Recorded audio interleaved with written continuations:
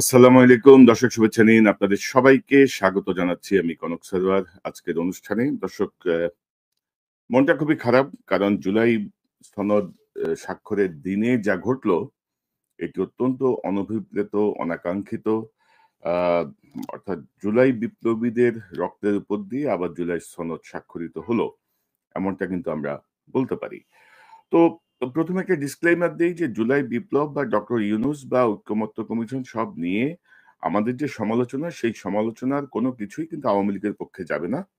আওয়ামী অনুসারীদের বলে দিতে চাই স্পষ্টভাবে, হাসিনা আর ফিরবে না। হাসিনার যদি কোনো সম্ভাবনা থাকতো, সে দেশ ছেড়েই পালাইতো না, এবং আপনাদের যারা পালিয়ে গেছে তারা পালিয়ে গেছে। এই ওইটা নিয়ে আর অস্থিতিশীল পরিবেশ তৈরি করেও কোনো লাভ হবে না। তো জুলাই বিপ্লবের যারা আ আ কি বলবো, প্রত্যক্ষ অংশগ্রহণকারী, গত রাতে, গভীর রাতে আমি দেখলাম যে এমন একটি সংবাদ যে তারা সংসদ ভবনের সেই অনুষ্ঠান স্থলে যেয়ে বসে গেছে। তাদের দাবি নিয়ে তারা আন্দোলন করছে। এবং আমি পরবর্তীতে আসলে রাতে ঘুমাতেও পারি নাই। পরবর্তীতে আমি দেখলাম যে তাদেরকে পুলিশ ব্যাপকভাবে উম অ্যা লাঠিপেটা করে, টিয়ার গ্যাস ছেড়ে, সাউন্ড গ্রেনেড ছেড়ে তাদেরকে অ্যা ছত্রভঙ্গ করে দিয়েছে। তাদেরকে সরিয়ে দিয়েছে সেই এলাকা থেকে। সে এলাকা পুরা সিল করে দিয়েছে। তো এটি অত্যন্ত দুঃখজনক একটা ঘটনা। পুলিশের যে নির্মমতা বা যে বর্বরতা আমরা দেখলাম অ্যা এই জুলাই বিপ্লবীদের উপরে, এটি ঠিক ডক্টর ইউনূসের নেতৃত্বাধীন যে অন্তর্বর্তীকালীন সরকার, তার কাছ থেকে আমরা আশা করতে পারি না। আ আরো ভয়ংকর যে বিষয়টা আমি আপনাদেরকে বলতে চাই, অ্যা এই যে ছেলেটা, এই ছেলেটা জুলাই বিপ্লবে তার হাত হারিয়েছে। পুলিশের গুলিতে তার হাত হারিয়েছে। আ আতিকুল, আতিকুলের এই হাত হারানোর পরে তাকে একটি কৃত্রিম হাত দেয়া হয়েছে, এবং পুলিশের লাঠির বাড়িতে পিটিয়ে তাকে তার সেই কৃত্রিম হাত বিচ্ছিন্ন করে ফেলা হয়েছে। তাহলে আপনারা বুঝতে পারছেন যে হামলার আ তীব্রতা কতটুকু ছিল। আমি যদি আতিকুলের এই ভিডিওটা আপনাদেরকে নাগরিক টিভিতে আপনি দেখেন, ছেলেটার কান্না দেখেন। এই জুলাই বিপ্লবীর তার হাত বিচ্ছিন্ন করে ফেলেছে পুলিশ পিটিয়ে। তো এই যে নির্মমতা, এই নির্মমতার কি কোনো প্রয়োজন ছিল? এখন এই আতিকুলের উপরে বাংলাদেশের সার্বভৌম উম আব আ আন্দোলন নামে একটি সংগঠন গত নভেম্বরে একটি তথ্যচিত্র করেছিল, যারা জুলাই বিপ্লবে আহত তাদেরকে নিয়ে। সেরকম একটি তথ্যচিত্র আমি আমার চ্যানেলে দেখিয়েছিলাম। আমি একটু যদি দেখাই, তাহলে আপনারা বুঝবেন যে একটি কিশোর তরুণ ছেলে তার হাত হারানোর পরেও সে কিভাবে জীবনের সাথে অ্যাডজাস্ট করে নিচ্ছিল। আপনারা একটু যদি দেখেন।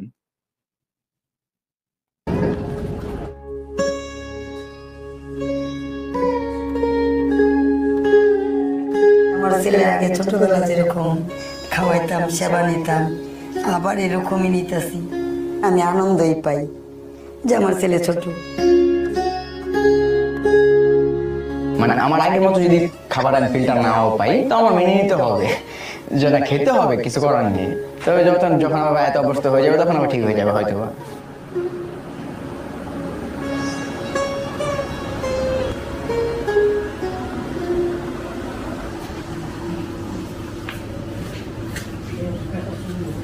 জুলাইয়ের 29-30-এর দিক দিয়ে আর কি, ওখান থেকে শুরু করে প্রতিনিয়ত লড়াইটা করে আমি রাজু কমার্শিয়াল কমপ্লেক্সের সামনে, হচ্ছে আপনার থানার সামনে থেকে আর কি, ওখানে একটা ব্রিজ আছে, ওই ব্রিজের আড়াল থেকে আমরা প্রতিনিয়ত লড়াই করতাম আর কি।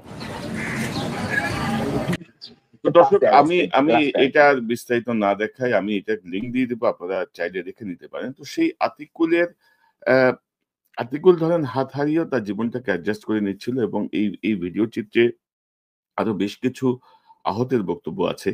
সেই আহতের বক্তব্যগুলো আপনারা দেখে নিতে পারেন। তো কেন এই সমস্যাটা উদ্ভূত হলো? মানে এটা একটা বড় প্রশ্ন অনেকের কাছে। আমি অনুষ্ঠানটা যত সংক্ষেপ করতে পারি আমি আপনাদেরকে দেখাচ্ছি। যে আ ম পত্রিকা সংবাদ থেকে দেখাই, শেষ মুহূর্তে জুলাই সনদ সংশোধন কি ছিল ৫ম দফায়।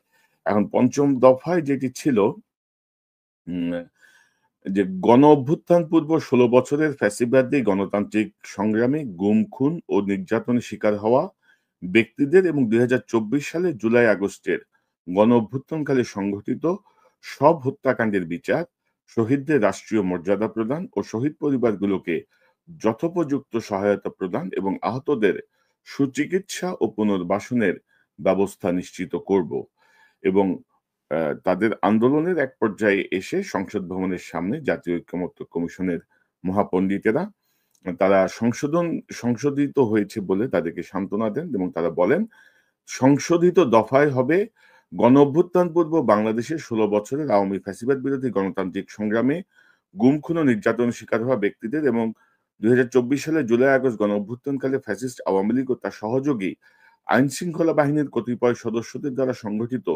সব হত্যাকাণ্ডের বিচার, শহীদদের রাষ্ট্রীয় মর্যাদা প্রদান ও শহীদ পরিবারকে এবং আহত জুলাই বীর যোদ্ধাদের যথোপযুক্ত সহায়তা প্রদান যেমন মাসিক ভাতা, সুচিকিৎসা, পুনর্বাসন ব্যবস্থা এবং শহীদ পরিবার ও আহত বীর যোদ্ধাদের আইনগত দায় মুক্তি, মৌলিক সুরক্ষা ও নিরাপত্তা নিশ্চিত করব। বিক্ষোভকারীদের কাছে ক্ষমা চেয়ে ঐক্যমত্য কমিশনের সহসভাপতি অধ্যাপক আলী রিয়াজ বলেন, আজ আপনাদের এভাবে দেখা করতে হচ্ছে সেটা আমাদের জন্য শুধু লজ্জা, ক্ষোভের ও দুঃখের বিষয় না, আমাদের জন্য এর চেয়ে বড় রকমের পরিস্থিতি কখনোই আমরা মনে করি না।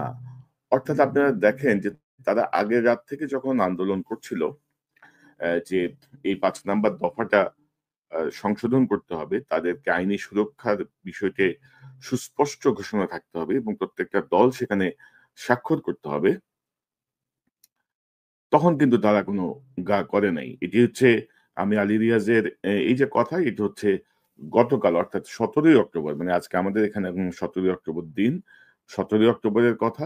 কিন্তু 16ই অক্টোবর বিবিসি বাংলার সাথে আলী রিয়াজের যে সাক্ষাৎকার, সেখানে তিনি বলেছেন জুলাই সনদের খসড়া আর সংশোধনের সুযোগ নেই, তবে পরেও থাকবে স্বাক্ষরের সুযোগ। তো আপনারা দেখতেছেন তো জ্ঞান পাপীদের ডাবল স্ট্যান্ডার্ড, তিনি এখানে সংশোধন দিয়ে দিচ্ছেন, আবার তিনি বলছেন জুলাই সনদ আর সংশোধনের সুযোগ নেই। তো এই যে একটা অবস্থা আর কি, অর্থাৎ যে ছেলেগুলো জুলাই বিপ্লবে অংশ নিল, এই যে 1400 ছাত্র জনতা মারা গেল, আহত হলো, চোখ হারালো, হাত পা হারালো, তাদের ব্যাপারে সরকারের কি ভূমিকা?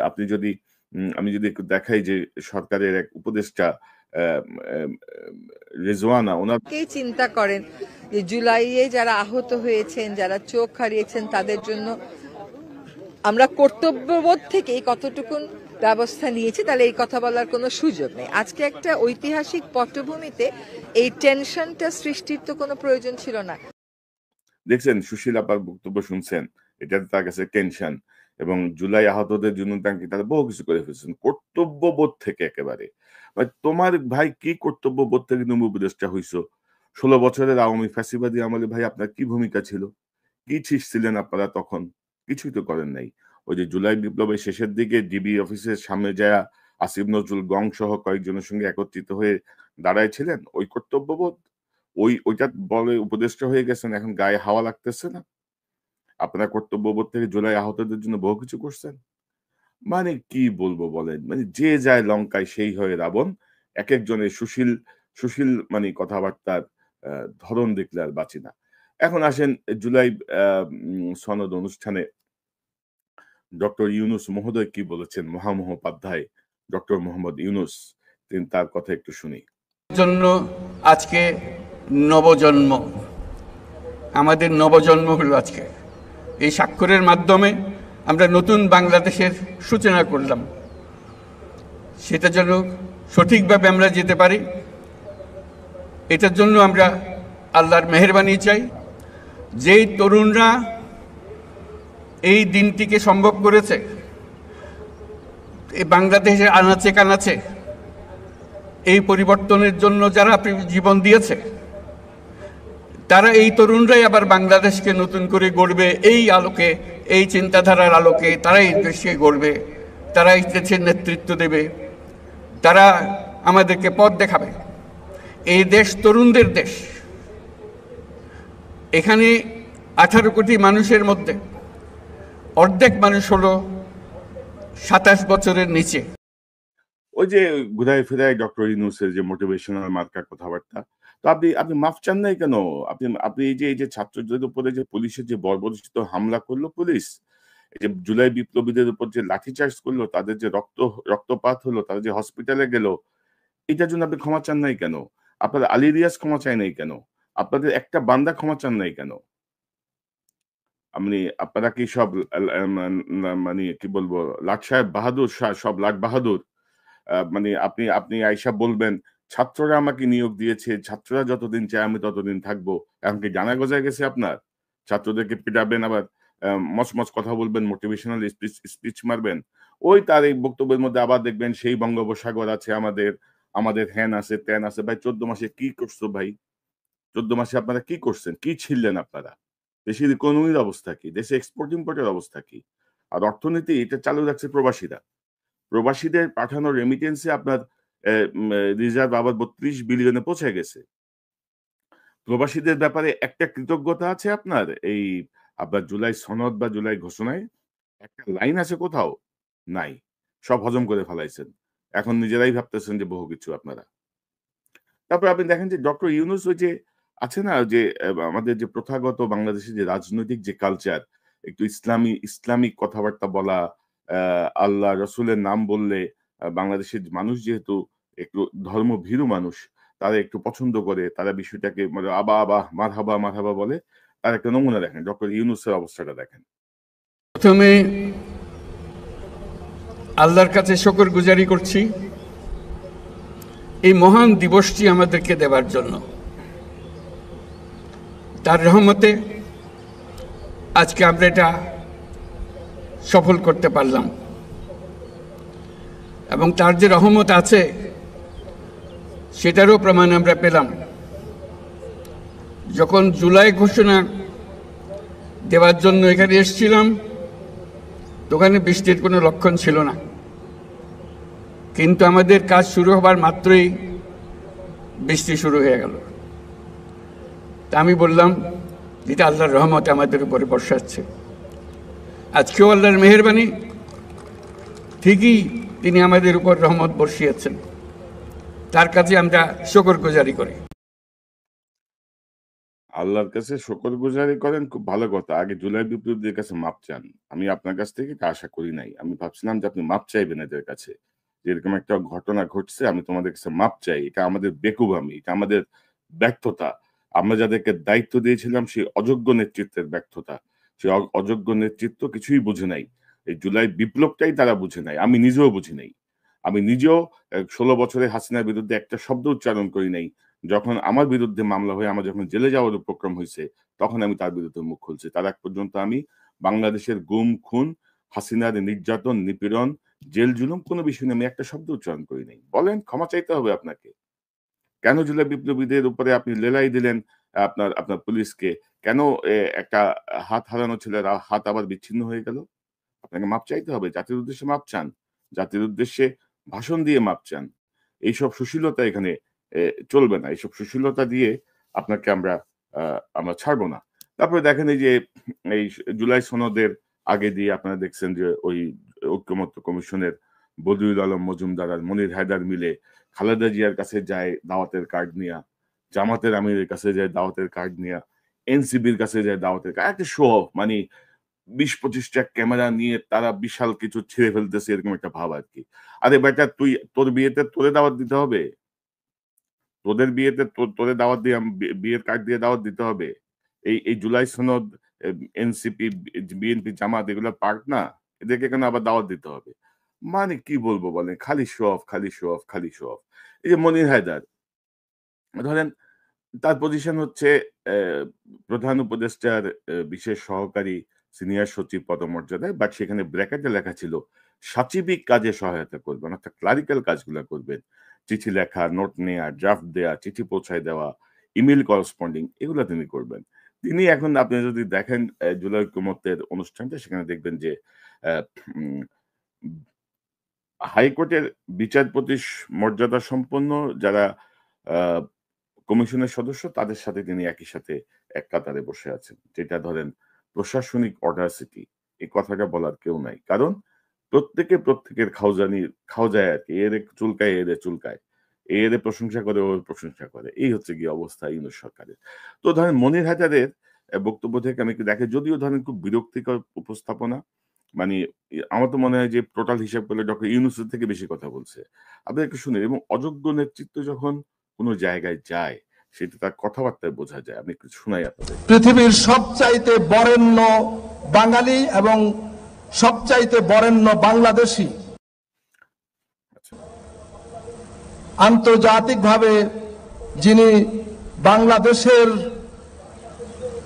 পরিচয় সবচাইতে উচ্চতায় নিয়ে গেছেন,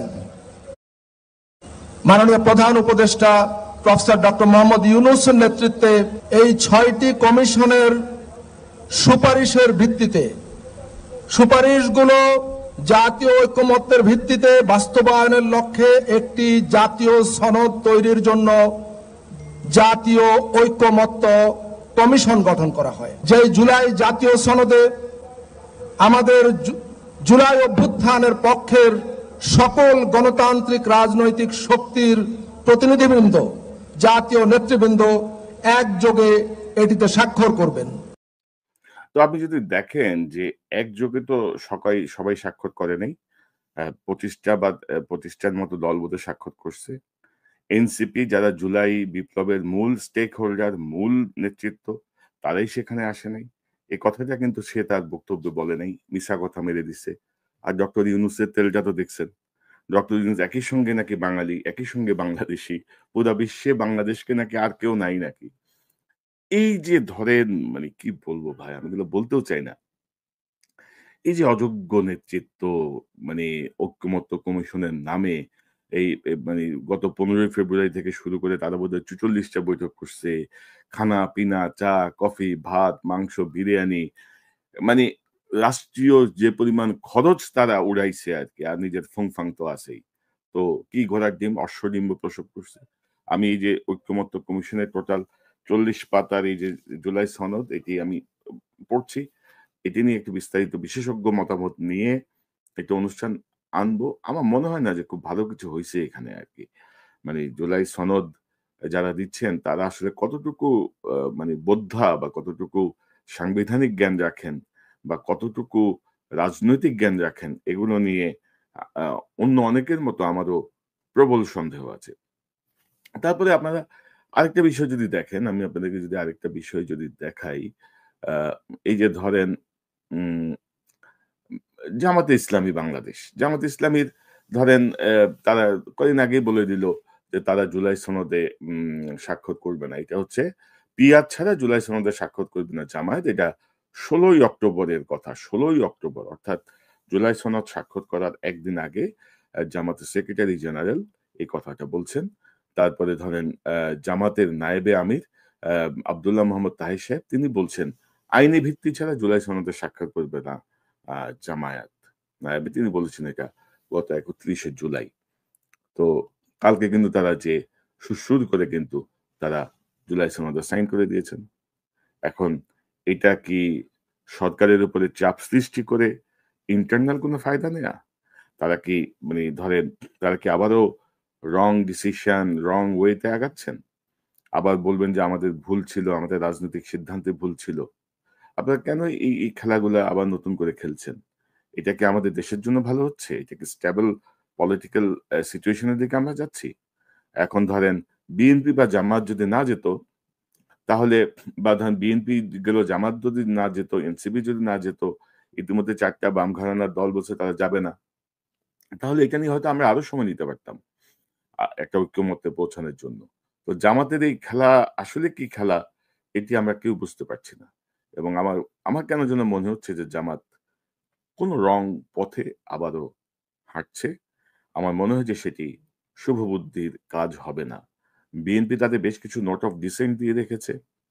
ইতিমধ্যে আমি দেখলাম যে বিএনপির সালাউদ্দিন সাহেব তিনি এই যে জুলাই সনদের এই যে সংশোধনীটা উনার ফেসবুক পেজও দিয়েছেন যে এই সংশোধন হচ্ছে। তো কেন রে ভাই শেষ মুহূর্তে কেন আপনাদের এই তাড়না তৈরি হলো? তো অর্থাৎ দর্শক সব মিলিয়ে আমরা আসলে একটা খুব বাজে অবস্থার মধ্য দিয়ে যাচ্ছি। এবং আমার কেন যেন মনে হচ্ছে যে ডক্টর ইউনূসের নেতৃত্বাধীন অন্তর্বর্তীকালীন সরকার, এই ঐক্যমত্য কমিশন সকল পণ্ডিতেরা আসলে তাদের সেফ এক্সিট এর কথা ভাবছেন। তাদের সেফ এক্সিট এর জন্য তারা লামছাম কিছু একটা করে পিটায় পাটায় মেরে টেরে মোটামুটি একটা জিনিস দাঁড় করায় দিয়ে তারা বিদায় নিতে চাচ্ছেন। কিন্তু সেফ এক্সিট কিন্তু কোনো রাজনৈতিক দল দিতে পারবে না আপনাদেরকে। সেফ এক্সিট কিন্তু সেনাবাহিনী দিতে পারবে না আপনাদেরকে। সেফ এক্সিট দিতে পারে একমাত্র বাংলাদেশের জনগণ, বাংলাদেশের ছাত্র জনতা। এবং তারা যদি আবার রুখে দাঁড়ায়, পালানোরও পথ পাবেন না। অতএব নিজের রুটের কথা খেয়াল রাখেন। কোত্থেকে আসছেন, কি দায়িত্ব নিয়ে আসছেন, কি করবেন। আর দর্শক, আজকে থেকে 17ই অক্টোবর আজকে এখানে, আমি যদি ধরি যে 15ই ফেব্রুয়ারির মধ্যে নির্বাচন হবে, তাহলে আর হাতে কয় মাস? নভেম্বর, ডিসেম্বর, জানুয়ারি, ফেব্রুয়ারি, 4 মাস, 120 দিন। আপনাদের মনে হচ্ছে নির্বাচনের দিকে আমরা যাচ্ছি? আপনাদের মনে হচ্ছে যে প্রশাসন ক্লিন হয়েছে নির্বাচনের জন্য? আপনাদের মনে হচ্ছে যে সেনাবাহিনীর ক্লিন হয়েছে নির্বাচনের জন্য? আমরা কি আদৌ নির্বাচনের দিকে যাচ্ছি?